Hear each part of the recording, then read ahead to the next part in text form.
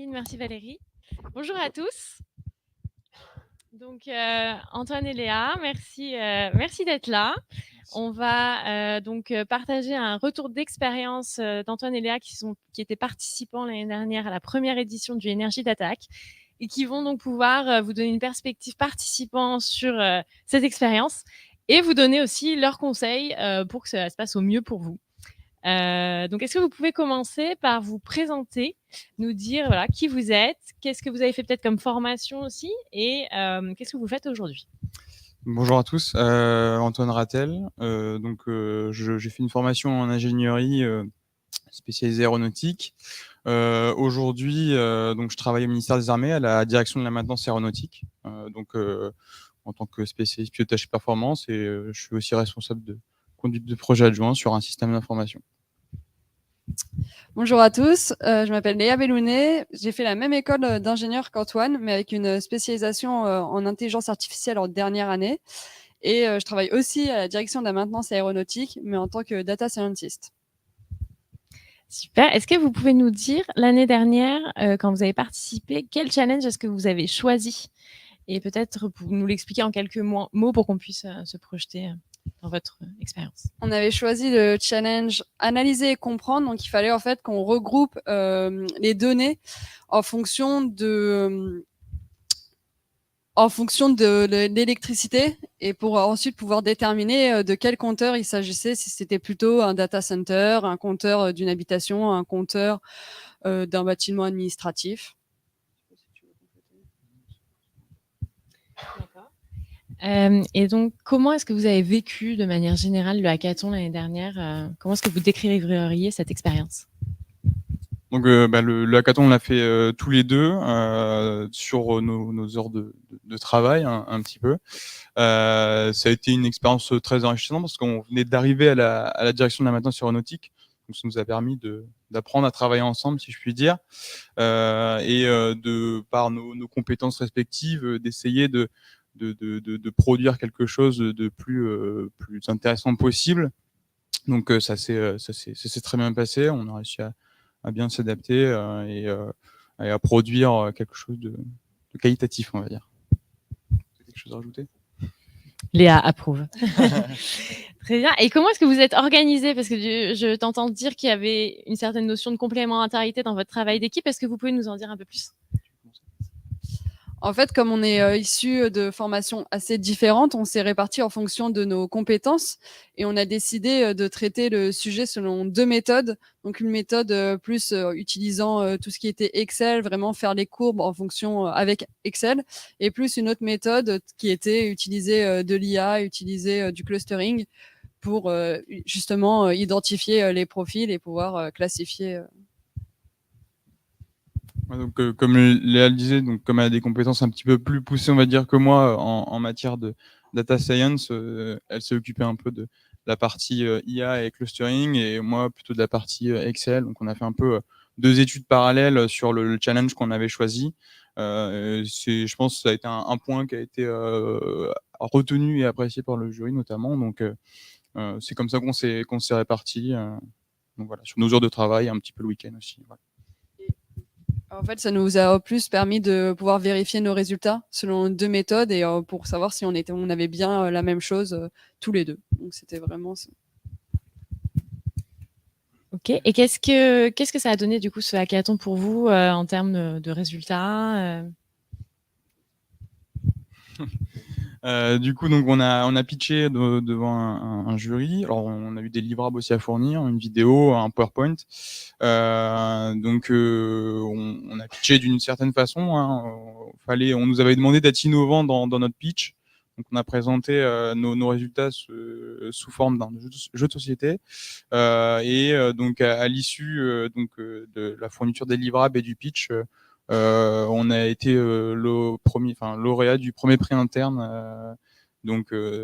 C'est assez satisfaisant. Enfin, on va pas dire qu'on s'y attendait pas, mais bon, nous on avait fait vraiment le hackathon pour découvrir un petit peu le monde de la donnée, de la data science au ministère des Armées, et on était assez surpris et du coup assez heureux de facto de ce résultat. Du coup, on a été contents parce que ça a permis aussi de faire, entre guillemets, un peu gagner la DMAE, donc la direction de la maintenance aéronautique. Sachant qu'on n'est pas beaucoup de personnes dans la data science à la direction de la maintenance aéronautique. Et ça a peut-être donné envie aux autres personnes de la DMAE de participer cette année. Super. Donc effectivement, pour les personnes qui nous regardent en ligne et ici présents, à noter qu'Antoine et Léa, ils ont participé à la première édition du Energy d'Attaque en tant que participants internes au ministère des Armées. Donc c'est vraiment deux, on va dire presque hackathons séparés, dans le sens où ils peuvent adresser les mêmes challenges, mais il y a des équipes lauréates externes et internes pour chaque challenge. Donc voilà, c'est important aussi de le préciser. Et aussi, je trouve ça intéressant de voir votre manière de dire que vous avez découvert aussi ce que c'était la data science dans ce contexte-là, parce qu'on a aussi pas mal de questions en ligne en disant moi je suis pas forcément encore expérimentée, est-ce que je peux quand même participer? Donc la réponse est oui. Déjà parce que comme le démontrent Antoine et Léa, vous pouvez intégrer des équipes avec des compétences diverses et complémentaires. Donc, c'est la beauté d'intelligence collective, c'est ensemble de réussir avec vos compétences à justement aborder une problématique peut-être de manière différente par rapport à des personnes qui auraient juste une expertise précise et qui travailleraient de manière habituelle sur un sujet. Donc, c'est une belle illustration que vous nous faites là avec votre témoignage. Et donc, à votre avis, qu'est-ce qui a fait la différence puisque vous avez été une équipe lauréate donc parmi les participants internes, qu'est-ce qui a fait la différence dans ce que vous avez proposé? Je pense, comme l'a dit Antoine, il y avait le fait notre speech à l'oral qui était présenté assez de manière innovante, comme c'est demandé, assez créative. Et je pense que ça a été apprécié parce que notre jeu de société, ça racontait vraiment tout le cheminement et c'était de manière assez claire et ça a permis au jury de vraiment comprendre d'où on est parti, quelles étaient les étapes pour ensuite vraiment transmettre le message qu'on voulait leur transmettre. Ouais, et la chose un petit peu aussi innovante, c'est qu'on a fait participer le jury lors de notre pitch, comme on a fait ça sous la forme d'un jeu de société. On avait des cartes, on avait un plateau de jeu qu'on tenait et on avait des cartes et les cartes étaient distribuées au jury et donc en fait ça leur permettait en fait de suivre vraiment le déroulé du jeu et d'être 100% attentif à ce qu'on leur disait. Donc je pense que ça, le fait de les impliquer, ça a pas mal joué aussi dans le résultat final. Donc effectivement, la question du pitch pour les participants externes, il vous est demandé sous forme de vidéo et c'est quand même clé parce que comme le disent Antoine et Léa par rapport à leur expérience, ce qui fait la différence, c'est aussi comment est-ce que je capte l'attention, comment est-ce que je valorise le travail qui a été fait, donc à ne pas négliger. Je pense que nous, quand on en avait parlé, vous aviez aussi fait avant votre pitch à l'oral un pitch vidéo, donc vous n'étiez pas forcément fiers. Et justement, Antoine et Léa, cette année, ils se proposent d'être coach. Donc, ils sont disponibles via la plateforme Challengers pour justement, maintenant qu'ils ont cette prise de recul et qu'ils ont un petit peu fait une version dont ils sont pas fiers et après finalement une version qui les a rendus gagnants.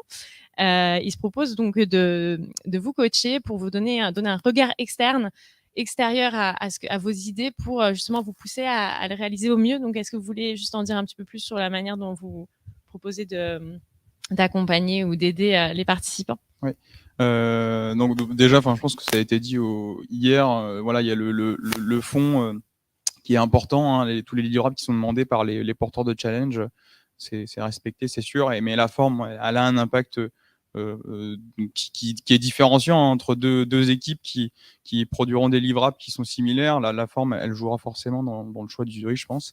Mais oui, donc on sera disponible avec Léa, donc au même titre que les mentors sur les challenges pour faire du coaching sur les livrables et les questions que vous aurez sur la forme que vous voulez donner à vos livrables, hein, voilà, à votre rendu.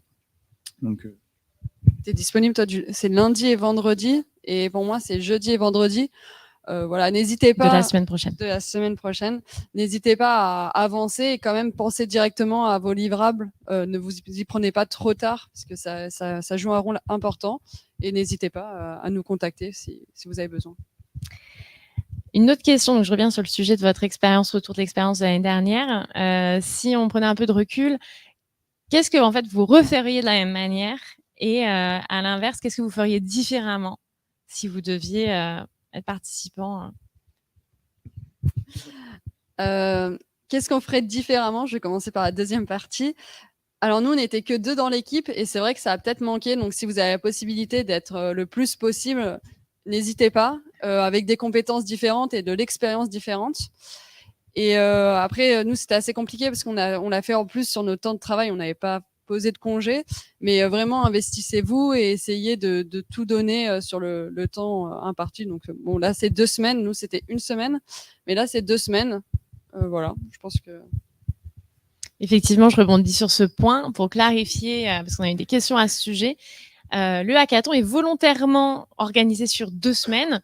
Pourquoi? Parce qu'en temps normal, un hackathon, c'est plutôt 48 heures, mais en fait, on sait que c'est une période chargée pour vous, étudiants, et pour ceux qui travaillent également en stage, etc. Et donc, justement, on veut vous donner l'opportunité de vous organiser au mieux selon vos possibilités. Donc, c'est sur 15 jours, ça ne veut pas dire que vous devez travailler jour et nuit sur 15 jours. C'est plus parce qu'on veut ouvrir le hackathon au plus de personnes possible. Donc, voilà, vous avez 15 jours pour relever le challenge. Donc juste pour rebondir sur ce que Léa disait, nous comme on arrivait à la direction de la maintenance aéronautique, on entrait aussi dans le monde du travail. C'est vrai qu'on aurait bien aimé avoir au moins une 3e personne avec nous, avec un petit peu plus d'expérience, etc. Mais sinon, ce qu'on referait, c'est répartir en fait les tâches de chacun en fonction des compétences de chacun. Si on a une personne qui est plus spécialisée dans un aspect, voilà, lui déléguer les tâches liées à cet aspect-là. Donc voilà, pour Léa, c'est la data science, c'était plutôt la partie un peu plus classique, on va dire. Donc je pense que c'est ce qu'on referait. Ouais. Est-ce que vous avez des derniers conseils, trucs et astuces à partager aux participants avant de clore? Est-ce que c'est votre dernier mot? Je dirais de bien regarder les livrables qui sont attendus et de respecter les consignes, parce que c'est vrai que pour pas perdre des points bêtement, être créatif, original, prendre du plaisir et si vous ne connaissez pas dans l'équipe, ça permet aussi de rencontrer des nouvelles personnes, d'acquérir de l'expérience. Non, mais par rapport, ce que je disais tout à l'heure, n'hésitez pas à être créatif. Je rebondissais sur ce que Léa a dit. Être créatif parce que c'est ce qui différenciera sûrement votre rendu au final par rapport à une autre équipe qui aura rendu des livrables de la même qualité que le vôtre. Voilà. La créativité, l'innovation, la façon dont vous allez pour les internes pitcher, ça a une importance, je pense. Donc voilà, c'est le conseil. Et aussi, n'hésitez pas à contacter les mentors pour être sûr que vous partez sur une bonne voie et pas sur la mauvaise, et pour avoir des conseils supplémentaires. Et regardez les replays pour vous remémorer les challenges, ce qui est vraiment attendu. Voilà, ça sera toujours du plus. C'est vrai que je rebondis sur ce point-là, la question des mentors. L'année dernière, en retour d'expérience des participants, il y en a qui nous ont dit, en fait, on n'a pas forcément osé les contacter. Donc cette année, on a vraiment mis à disposition un calendrier en vous donnant leur disponibilité, leurs préférences. Donc vraiment, n'hésitez pas à faire appel à eux. Ils sont là pour vous aider parce que c'est aussi dans leur intérêt que les résultats ils soient, que le challenge soit bien compris, que les résultats ils soient le plus intéressants possible. Soyez créatifs comme vous le disiez, parce que en fait l'intérêt du ministère des Armées, c'est aussi de s'ouvrir à des manières différentes de voir des problématiques. Donc vraiment, n'hésitez pas à faire appel à eux et à les surprendre.